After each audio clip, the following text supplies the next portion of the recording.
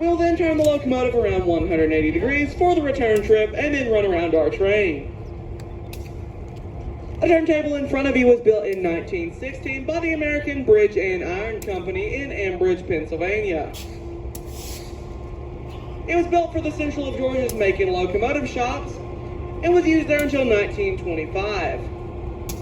In 1925, the equipment on the Central of Georgia was becoming much too large to fit on this turntable, so it was moved to a branch line based out of Cedartown, Georgia, which operated much smaller locomotives. We acquired this table in the mid-1980s, moved it to this location, and have been using it here ever since. Now this turntable is 80 feet long and weighs in at 80 tons. Your locomotive today, the number 710, weighs in at about 125 tons. That makes the overall weight well over 200 tons. Now believe it or not, this table used to be turned by hand. It was an Armstrong table. There would have been a set of poles extending from each corner of the turntable. It would have taken at least 4 people to turn the locomotive and turntable 180 degrees. Now, do we have any volunteers? Alrighty, all kids. Well, it might take a while, but we'll get it done. Luckily for you kids that volunteered, you don't have to do any work today. We have installed a 25 horsepower motor that our operator Travis will be operating. Our conductor Travis will be operating.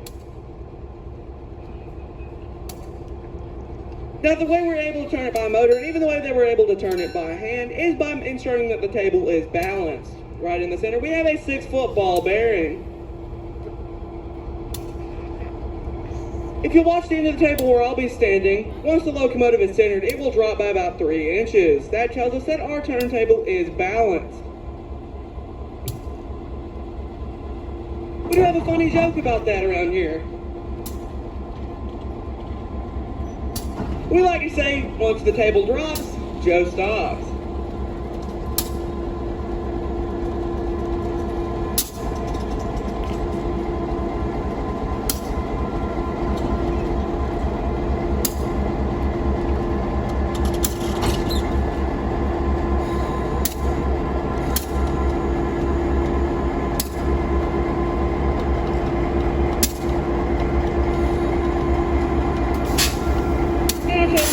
At any moment now, probably just about now, and we have a balanced table. We can begin turning.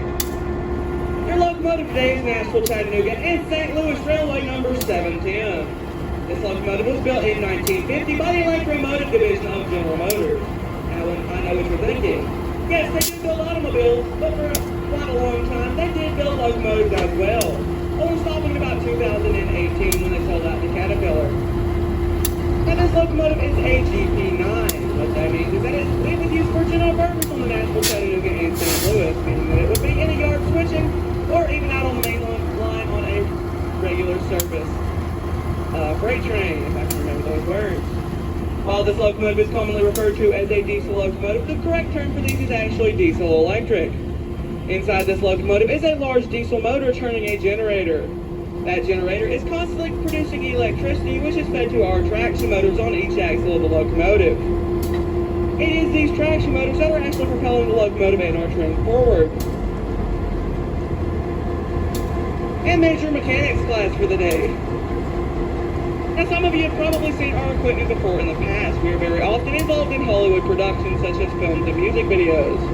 For example, we've been involved with both Johnny Cash and Josh Turner in music videos, and been in films such as October Sky, Fool's Parade, Leatherheads, Water for Elephants, and recently 42 with Chadwick Boseman and Harrison Ford.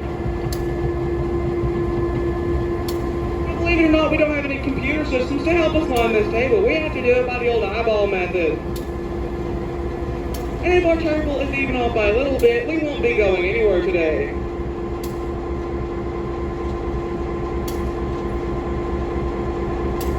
And we have our table lined for track 2. Now I know what you're thinking.